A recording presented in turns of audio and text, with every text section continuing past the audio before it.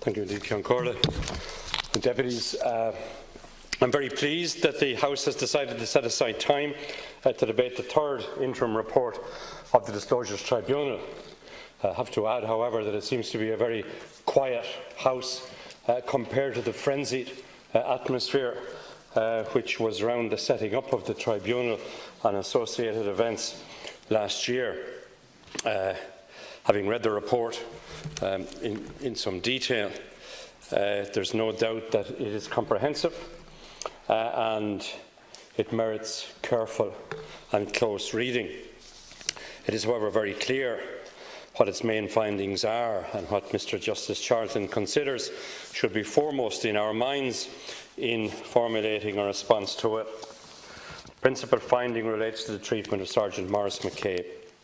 The Tribunal has set out in a clearly and stark way the ordeal which was endured by Sergeant McCabe and his family. Many aspects of the report make for very disturbing reading. What shines through at all times in this report is the courage and the incredible resilience of Maurice McCabe and his family.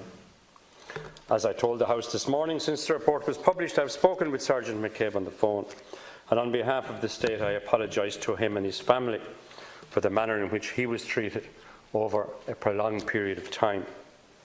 He was extremely gracious. He accepted that apology in the spirit in which it was offered. I intend to meet Sergeant McCabe in person in coming weeks, and I look forward to those discussions.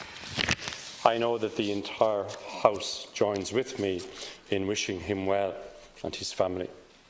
My sincere hope is that he, his wife Lorraine and their family can now put this horrendous and prolonged ordeal behind them, get on with their lives. There's no doubt in my mind that Maurice McCabe has done the State some considerable service. And while this module of the Tribunal addressed Sergeant McCabe's situation, the report shines a light on many issues and many events, contains many important lessons for all of us. I propose to look at the report's main findings and then outline the way forward as I see it. But first, I should once again express my thanks and appreciation to Mr. Justice Charleton for the efficient and effective manner in which he conducted the business of the Tribunal and the clarity of his report and the conclusions thereto. I also want to offer my thanks to Mr. Justice Sean Ryan, the former President of the Court of Appeal, who will now take over the work of the Tribunal in relation to matters covered by the remaining paragraph P of its terms of reference. That paragraph covers any Garda who made protected disclosures and who alleged that they were subsequently targeted or discredited as a result. I wish briefly, Ceann Comhairle, to refer to the background to matters before the Tribunal. The Tribunal arose essentially out of two protected disclosures made by Superintendent David Taylor and Sergeant Maurice McCabe to my predecessor as Minister for Justice Francis Fitzgerald in the autumn of 2016. Those protected disclosures alleged that a campaign was being run by senior Gardaí to discredit Sergeant Maurice McCabe. I think the members of the House are sufficiently aware of the details, so let me just say in general terms what these were. Primary allegations which gave rise to the Tribunal related to the alleged use of an entirely false allegation of serious criminal misconduct by Sergeant McCabe and the involvement of TUSLA in this regard. Allegations that the then Garda Commissioner Noreen O'Sullivan sought to use these allegations to discredit Sergeant McCabe at the O'Higgins Commission of Investigation, and that senior members of the service acted in a manner intended to discredit or traduce Sergeant Maurice McCabe. I've already said that the report and its findings need to be read carefully, but its primary conclusions are very clear.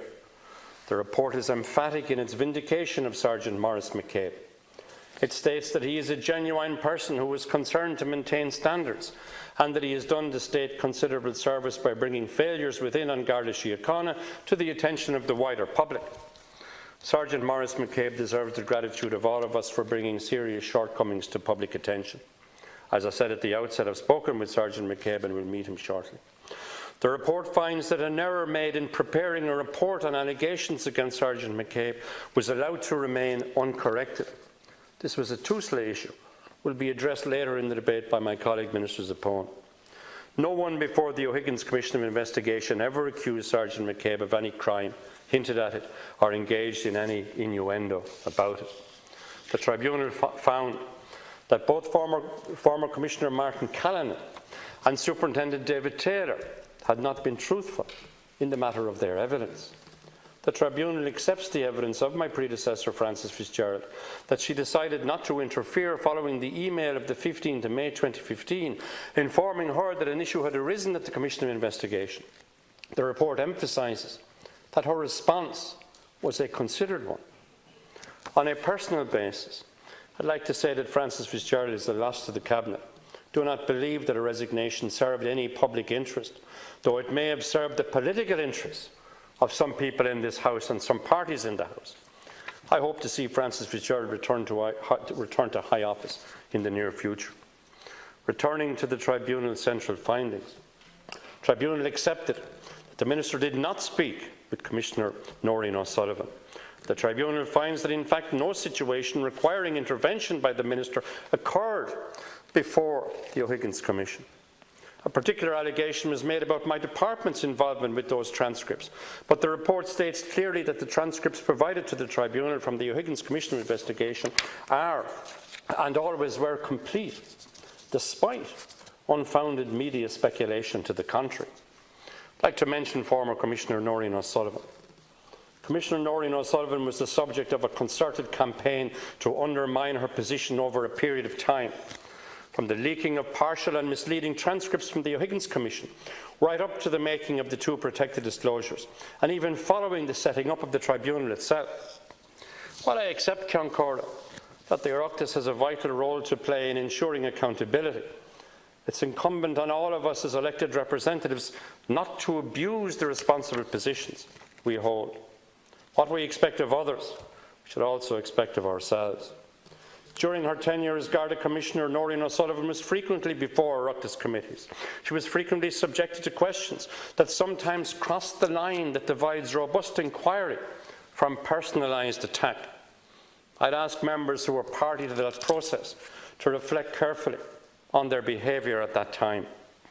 In the end, it's clear these allegations, which have been found by the Tribunal to be unsupported by evidence, became more than anybody could reasonably bear, particularly in an extremely pressurised, responsible and visible job, which is that of the Garda Commissioner. The Tribunal did not find any evidence that the former Commissioner was party to the calumny visited upon Sergeant McCabe, or indeed any wrongdoing on her part in relation to Superintendent Taylor. I think it's important in all the circumstances that these findings are recorded in the House. As I did on the occasion of her retirement, I want to thank former Commissioner O'Sullivan for her service. I want to wish her well for future endeavours. Moreover, while some members of An Garda Síochána are revealed by the Tribunal to have behaved reprehensibly, Mr Justice Charleton also highlights the diligent and professional approach taken by many members of the organisation. And as Minister for Justice, this gives me grounds for optimism for the future. Mr Justice Charleton raises the fact that this House did not debate his second report, dealing with terms of reference N and O regarding complaints made by Garda Keith Harrison.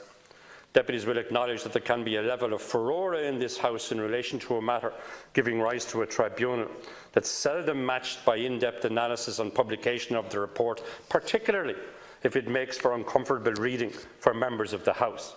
Hence the fact that there's a mere handful of deputies here for the start of this debate.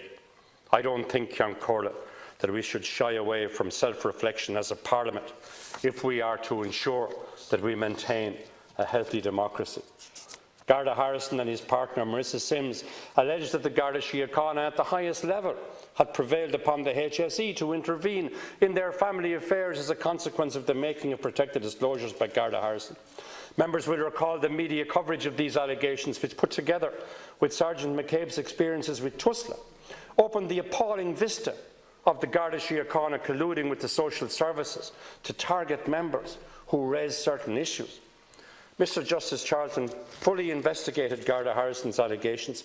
He finds, and I quote, "All of the allegations of Garda Keith Harrison and Marissa Sims examined by the Tribunal are entirely without validity," unquote.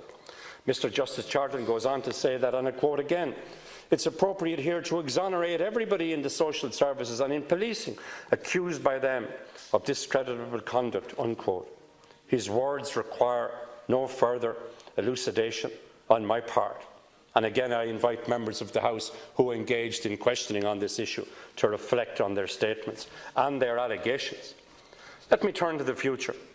I very much welcome the Garda Commissioner's initial response to the report last week, and I'll be discussing matters raised in detail with Commissioner Harris, assuring him of my support as he addresses the findings of the report. It's clear that there are consequences to be dealt with for individuals, and much of that will fall to the Garda Commissioner. It will not be helpful for me to comment directly on these matters in the course of this debate. The House must leave any due process that arises to take its course in respect of serving employees. I can assure deputies that any action required by myself or by my department will be followed up speedily and thoroughly. I'll be engaging directly with the Commissioner in the coming days. Mr Justice Charleton also refers to protected disclosures and how they were used in the lead-up to the establishment of the Tribunal. I note he questions in particular if there is a lacuna in the system whereby protected disclosures which were properly made in accordance with the 2014 Act are then made available to members of the Oireachtas and to the media, where the subject of the allegations have little, or where the subject matter of the allegations have little or no opportunity to respond. This has created a situation where those accused are practically considered guilty until proven innocent. It's an abuse of the Act, introduced to protect genuine whistleblowers from reporting what they reasonably believed to be genuine wrongs. I believe this merits further consideration, and I'll be speaking with my colleague, the Minister for Public Expenditure, whose department has carriage of this legislation. Mr Justice Charleton is right when he says that new structures will not of themselves create the culture that would avoid the repetition of bad practice that has been highlighted now in a number of reports on the Garda Síochána. It, of course, requires significant cultural change, embedding consistent good practices and conscientious supervision by those in management ranks. On Garda Síochána commissioned an independent organisation, Culture Audit, earlier this year, which spoke to many rank-and-file Gardaí report, and the report also highlights many of the issues addressed in the Tribunal's report. No more than the Disclosure Tribunal report, I would strongly recommend anyone with an interest in policing read the Commission's report from cover to cover. I am currently engaged in consultation process with departments and agencies impacted by the report, and I will be returning to Government with a high-level implementation plan in December of this year. The report specifically recommends a new oversight architecture for policing that defines and separates responsibility for governance, oversights and accountability. It also addresses the critical issues of discipline in Garda Síochána, and similar to Mr Justice Charleton, recommends a new disciplinary regime. GSOC would be replaced by a new complaints body that would handle all complaints against Garda Síochána that raise serious issues about standards of policing or police integrity, such as the potential breaches of the law, violation of human rights or corruption, issues that might indicate a widespread or systemic problem with the police. The implementation plan for the Commissioner's report will take full account of these issues. To return to where I began, Sergeant Maurice McCabe has done the state a huge service. Mr Justice Charleton has done likewise. But their service will be for nothing if we do not respond appropriately.